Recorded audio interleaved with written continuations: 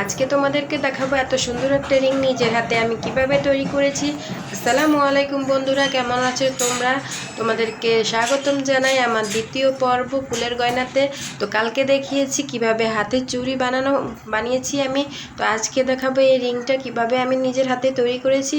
তো প্রথমে আমি একটা প্লাস্টিকের ট্রান্সপারেন্ট একটা শিট নিয়ে নিয়েছি, আর নিয়ে নিয়েছি টিস্যু ব্যাগ। এভাবে গোল করে সেলাই করে আমি ট্রান্সপারেন্ট শিটটা ভিতরে দিয়ে একটা বেস রেডি করে নিব।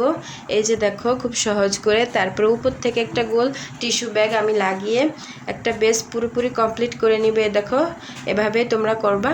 তো তারপরে আমরা এবার ফুলগুলো লাগাবো বেসের উপরে। তো আমি নিয়ে নিয়েছি 4টা রেনু আর একটা ফুল। আমাদের 4টা রেনু লাগবে, এর থেকে বেশি দিলে ভালো লাগবে না। তো রেনুগুলো আমি হাত দিয়ে চ্যাপটা চ্যাপটা করে নিব, হাত দিয়ে একটু চেপে চেপে, যাতে জিনিসটা ছড়িয়ে জিনিসটা দেখতে ভালো লাগে।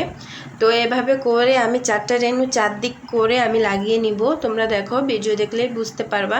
তারপর আমরা মাঝখান দিয়ে একটু বেশি করে জায়গা রেখে দিব, যাতে আমরা বড় ফুলটা যাতে মাঝখান দিয়ে জায়গা হয়, অনেক দূর লাগানো যায়। তো এই দেখো, এভাবে লাগিয়ে আমরা একটু শুকানোর জন্য সময় দিয়ে রেখে দিতে হবে।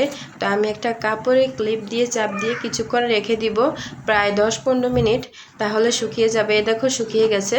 এবার আমরা রিংয়ের উপরে সেট করে নিব। তো কিছুটা গ্লু রিংয়ের উপরে আমরা দিয়ে, তারপরে দেখো এভাবে আমরা মাঝখান বরাবর লাগিয়ে এভাবে উপুত করে কিছুক্ষণ শুকিয়ে নিব, প্রায় 10-15 মিনিট, তাহলে আমাদের এটা নষ্ট হবে না। এই যে পুরোপুরি শুকিয়ে গেছে, দেখো কত সুন্দর একটা রিং তৈরি হয়ে গেছে। তো এই যে হাতে পড়লেও কত সুন্দর। দেখো, তোমরা চাইলে কিন্তু অল্প খরচে নিজেরা এভাবে তৈরি করে নিতে পারো ঘরে। বাজারে কিনতে গেলে কিন্তু অনেক দাম পড়ে। তো তোমাদের কেমন লাগলো অবশ্যই জানাবা। আজ এ পর্যন্ত, আল্লাহ হাফেজ।